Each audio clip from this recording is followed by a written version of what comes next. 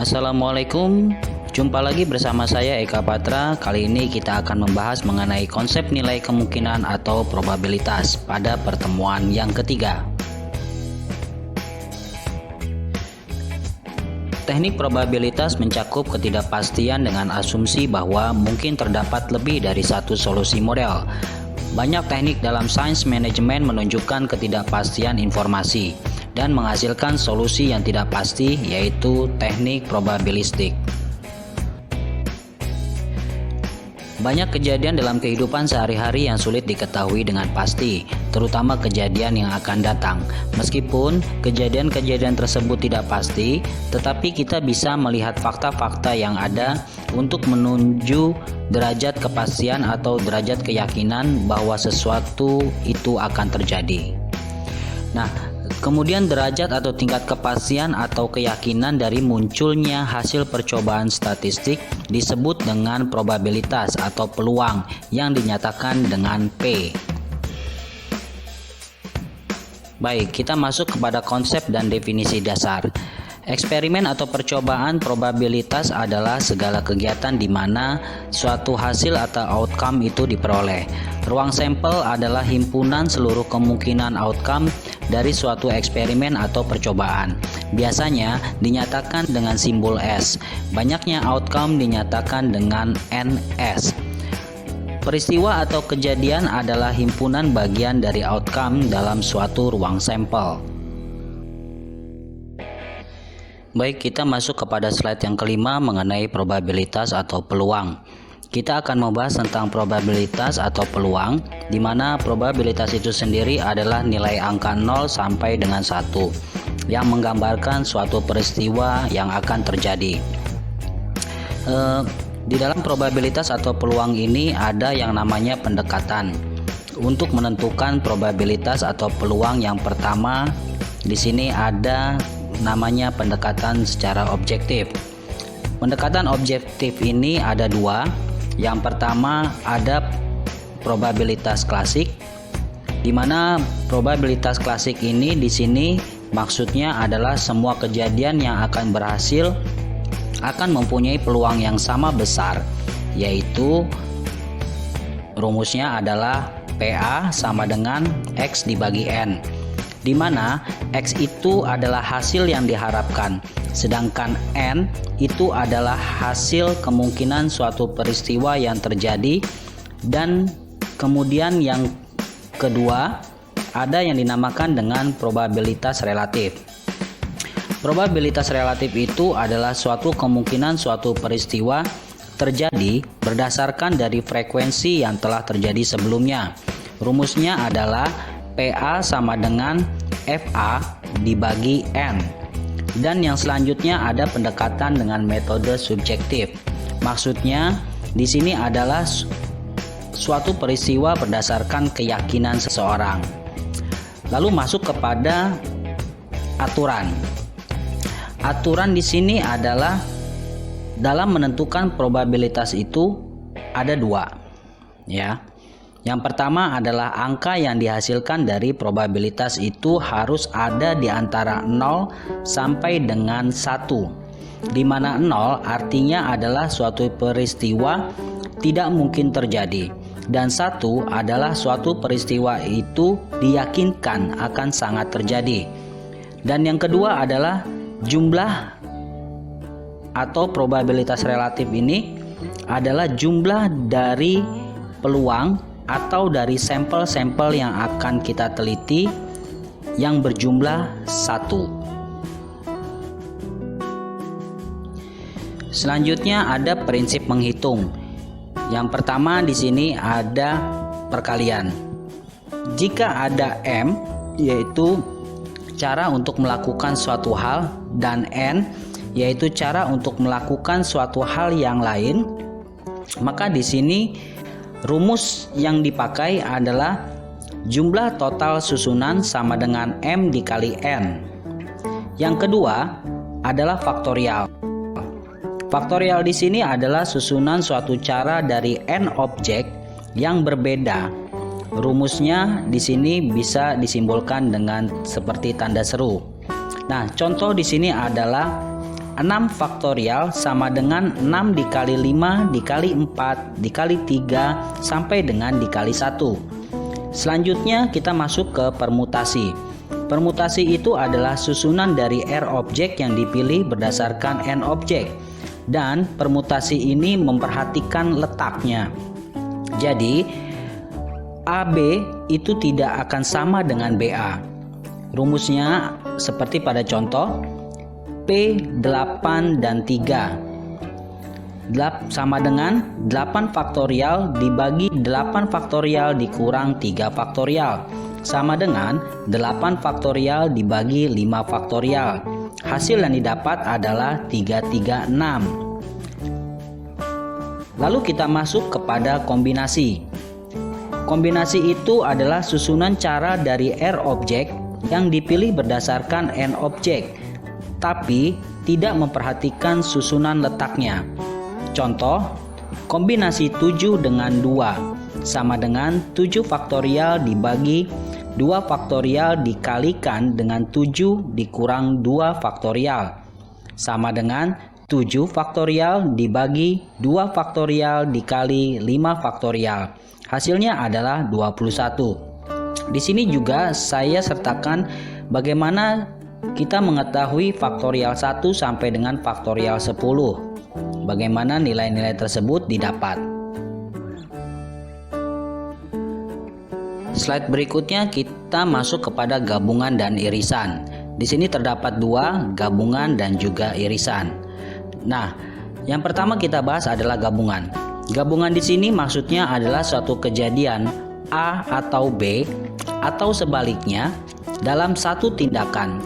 Kata kuncinya di sini adalah atau, di mana lambangnya adalah A gabungan B. Gabungan di sini seperti disimbolkan dengan huruf U. Dan diagramnya itu ada seperti dua bulat atau dua bulatan yang diarsir-arsir. Di sini artinya gabungannya, dan yang kedua adalah irisan. Oke, kita balik lagi kepada gabungan, bahwa penjelasan untuk diagramnya, dua bulatan tersebut jika digabungkan A gabungan dengan B, maka semuanya kita arsir. Ya. Lalu yang kedua, irisan. Irisan adalah suatu kejadian A dan B dalam satu tindakan. Kata kuncinya di sini adalah dan, di mana lambang dari irisan tersebut adalah A irisan B. Nah, di sini irisannya disimbolkan dengan huruf M atau U terbalik, di mana nanti grafiknya itu seperti dilihat pada monitor, ada dua bulatan. Nah, di tengah-tengahnya irisan dari A dan juga B. Nah, yang di tengah di situ adalah yang kita warnai atau yang kita arsir.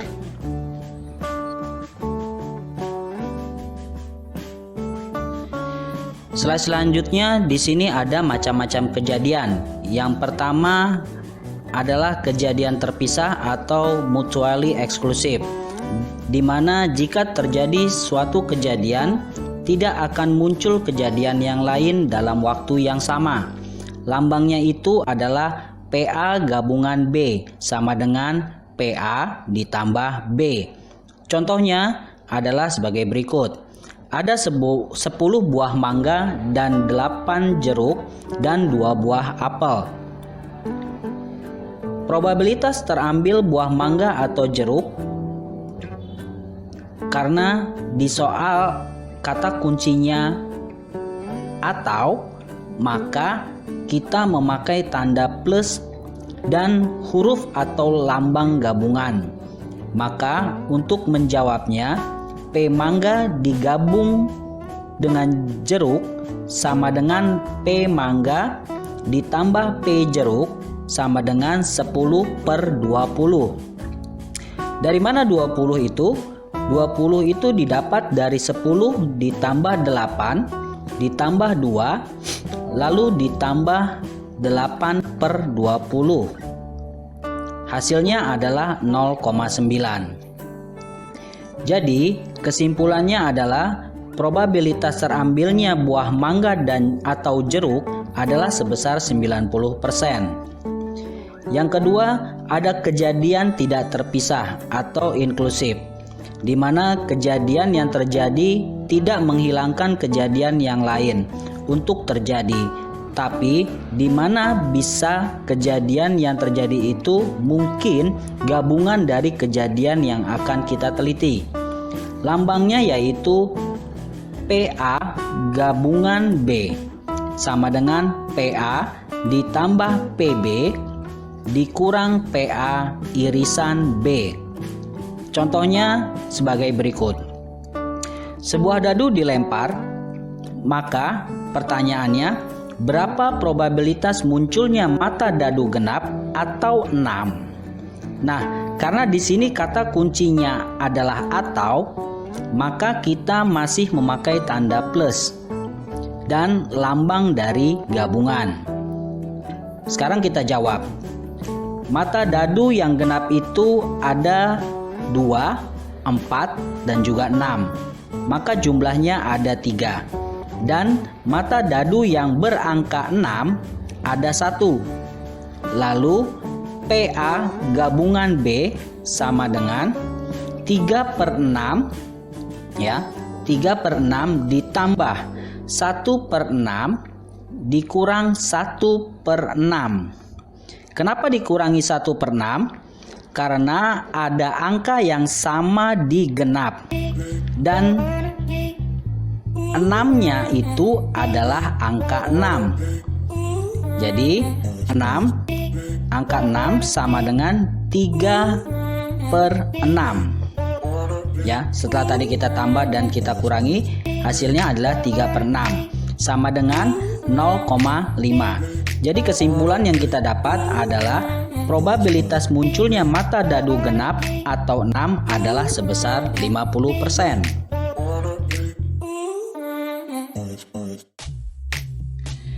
Sekarang kita masuk kepada yang ketiga, yaitu kejadian bebas.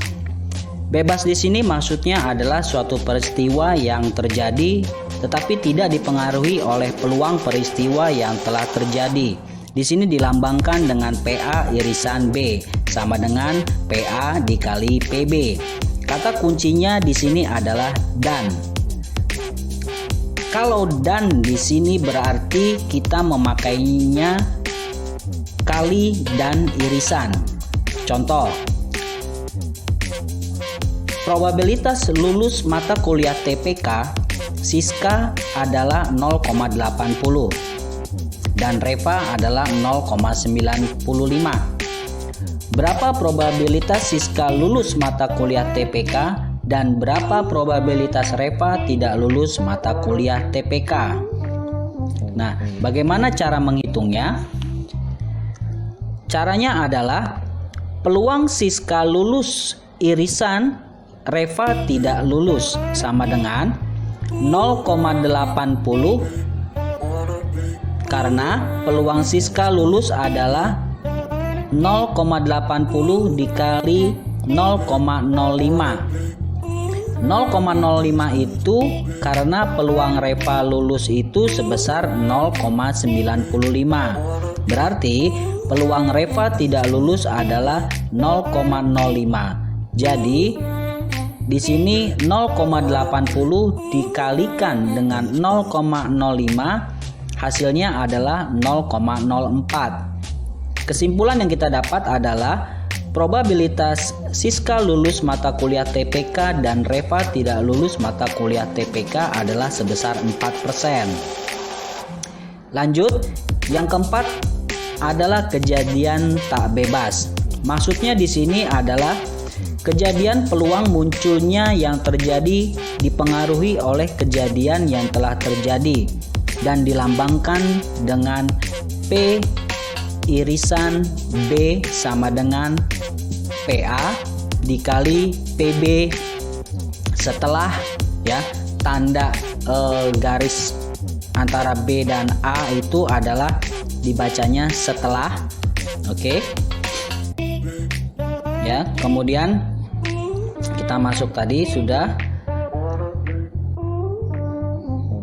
Ya, kita ulang.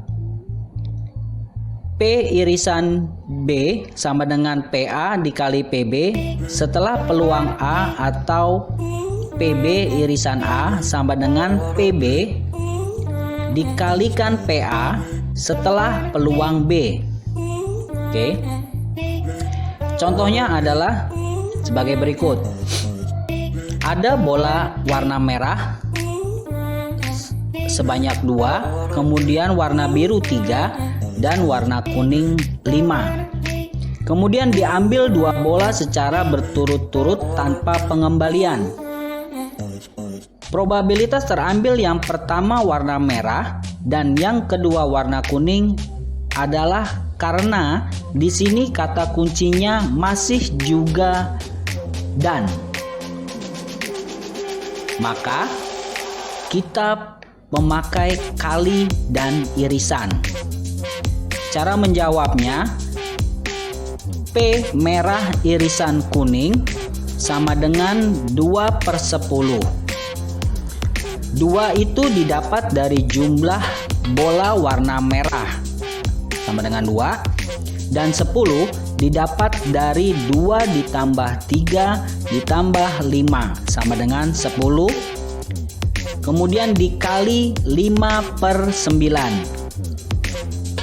Dari mana 5 itu? 5 itu didapat dari jumlah bola warna kuning, dan 9 didapat dari pengurangan dari pengambilan yang sebelumnya. Jadinya adalah 9 sama dengan 0,11. Jadi kesimpulannya adalah probabilitas terambil yang pertama warna merah dan yang kedua warna kuning adalah 11%. Baik, sekarang kita masuk kepada teknik pengembalian.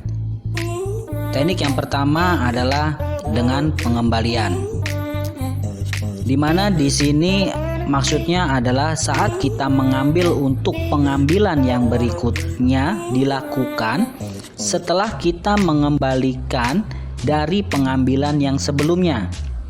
Contohnya itu di sini ada bola warna merah 5, putih 2, dan hijau 3.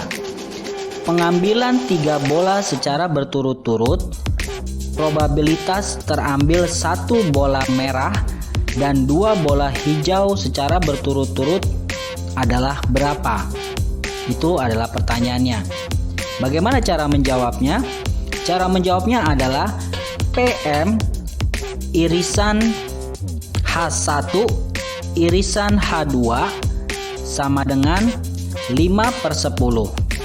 5 itu didapat dari jumlah bola yang warna merah, yaitu berjumlah 5. Lalu 3/10 diambil dari jumlah bola hijau yang berjumlah 3. Dan 3/10-nya lagi dari jumlah bola hijau yang berjumlah 3. Jadi sama dengan 45/100. Kesimpulannya, probabilitas yang terambil bola merah 1 dan 2 bola hijau secara berturut-turut adalah sebesar 0,45 atau 45%. Teknik yang kedua adalah tanpa pengembalian. Tanpa pengembalian di sini maksudnya adalah saat kita mengambil untuk pengambilan yang berikutnya dilakukan tanpa mengembalikan pengambilan yang sebelumnya. Contoh di sini ada bola warna merah 5, putih 2, hijau 3. Dilakukan pengambilan 3 bola secara acak tanpa pengembalian. Pertanyaannya, berapa probabilitas terambil 1 bola merah dan 2 bola warna hijau secara berturut-turut? Bagaimana cara kita menjawabnya? Cara kita menjawabnya adalah P M irisan H1 irisan H2 sama dengan 5/10. 5 di sini karena jumlah bola berwarna merah adalah 5. Sedangkan 3/9 didapat dari jumlah bola warna hijau yang berjumlah 3. Tetapi 9-nya itu kita kurangin dari 10 dikurang 1 dari jumlah keseluruhan. Dan selanjutnya dikali 2/8. 2 itu tadi adalah bola warna hijau yang berjumlah 3.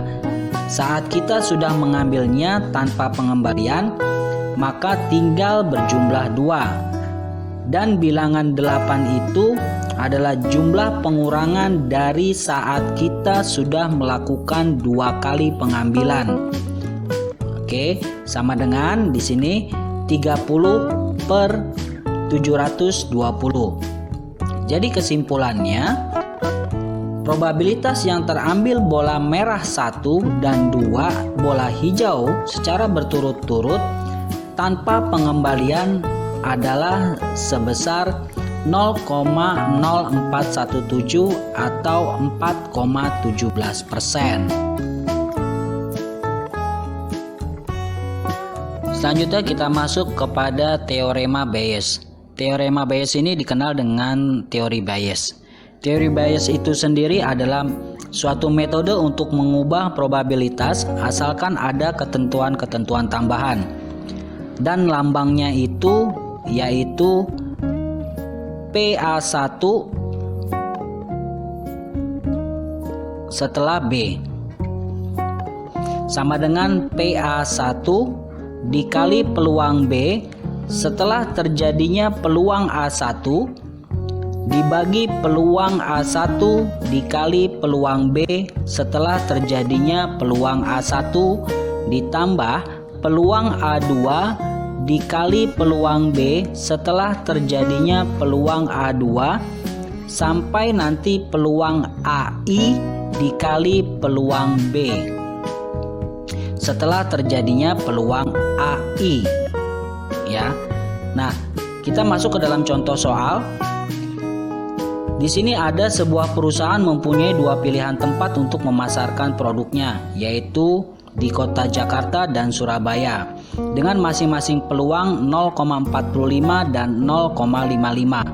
Bila produk dipasarkan di kota Jakarta, maka probabilitas terjadinya kerugian adalah sebesar 0,07. Sedangkan di kota Surabaya, probabilitas terjadinya kerugian sebesar 0,05. Pertanyaannya, berapa probabilitas perusahaan tersebut bila memasarkan produknya di kota Surabaya? Yang pertama di sini diketahui A1 itu adalah pemasaran produk di kota Jakarta dan A2 adalah pemasaran produk di kota Surabaya. Peluang A1 pemasaran di kota Jakarta sebesar 0,55 dan peluang pemasaran di kota Surabaya itu sebesar 0,45. Dan peluang B setelah terjadinya peluang A1 sama dengan 0,07. Nah, 0,07 ini untuk yang di kota Jakarta. Dan peluang B setelah terjadinya peluang A2 sama dengan 0,05. Dan ini untuk di kota Surabaya. Sekarang kita masuk kepada cara menjawabnya. Cara menjawabnya adalah 0,55 dikalikan dengan 0,05. Karena pertanyaannya adalah untuk kita memasarkan di kota Surabaya. Jadi 0,55 itu adalah untuk peluang kita ke Surabaya. Dan dikalikan dengan 0,05 yaitu peluang B setelah terjadinya peluang A2 dibagi 0,55 dikali 0,05 ditambah 0,45 dikali 0,07. 0,55 dikali 0,05 ini didapat dari yang di atasnya dan ditambah 0,45 ini. peluang kita memasarkan di kota Jakarta, dan 0,07-nya ini adalah peluang kita setelah di kota Jakarta, setelah terjadinya peluang A1 sama dengan 0,07. Itu adalah hasilnya. Dan setelah kita kalikan tadi, hasilnya adalah sebesar 0,4611016949. Jadi kesimpulan yang bisa kita tarik adalah probabilitas perusahaan tersebut bila telah memasarkan produk ini di kota Surabaya adalah sebesar 0,4611016949 atau sebesar 46,61%. Selanjutnya kita masuk kepada harapan matematis. Harapan matematis itu adalah harapan atau perkiraan rata-rata nilai yang muncul. Rumusnya di sini adalah ME sama dengan sigma PI dikalikan XI. Nah, di sini ada sebuah soal, yaitu sebuah perusahaan melakukan ekspansi operasional, maka perlu diadakan pemilihan tempat baru untuk mendirikan cabang perusahaan tersebut. Andaikan Kota Malang memiliki keuntungan sebesar 4.500.000 dengan tingkat probabilitas sebesar 0,65 dan modal yang digunakan sebesar 500.000 untuk Kota Jogja, maka dibutuhkan modal sebesar 250.000 dengan tingkat probabilitas sebesar 0,6. Keuntungan yang diperoleh sebesar 5 juta. Pertanyaannya, di manakah sebaiknya perusahaan tersebut membuka cabang?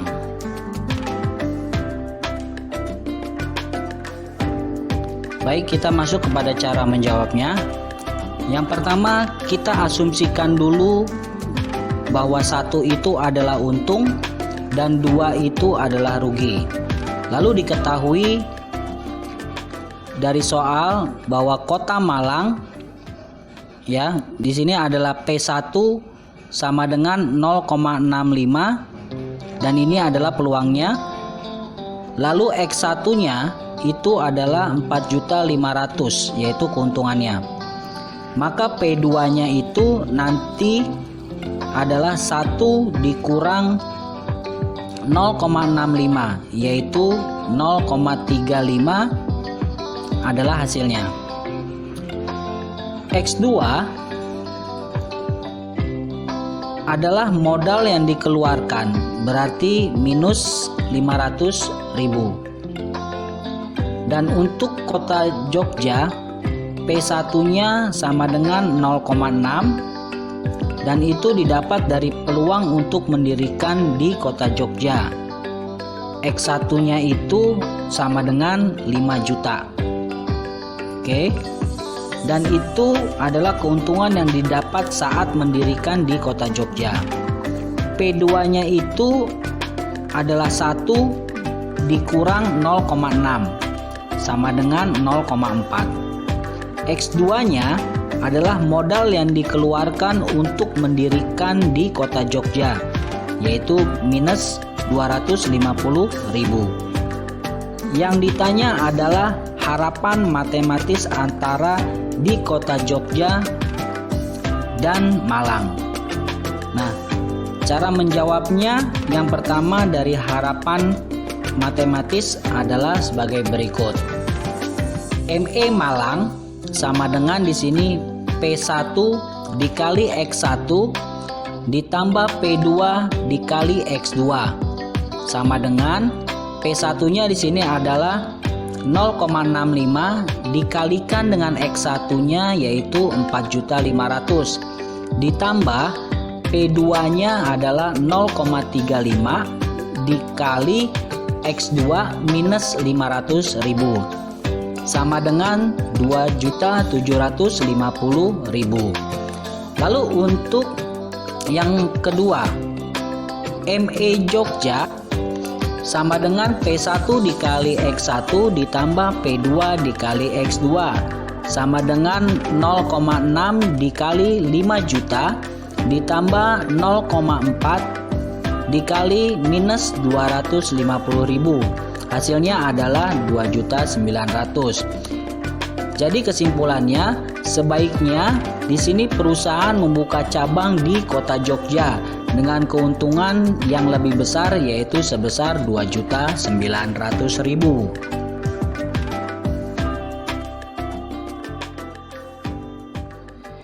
Terima kasih sudah menonton video ini ya. Agar kalian lebih memahami dan juga lebih mengerti, kalian bisa buka kembali materi dan juga melihat kembali penjelasan yang sudah dijelaskan pada penjelasan kali ini. Jangan lupa untuk like, comment, share, and subscribe. Sampai jumpa lagi pada video pembelajaran berikutnya. Bye. Assalamualaikum warahmatullahi wabarakatuh.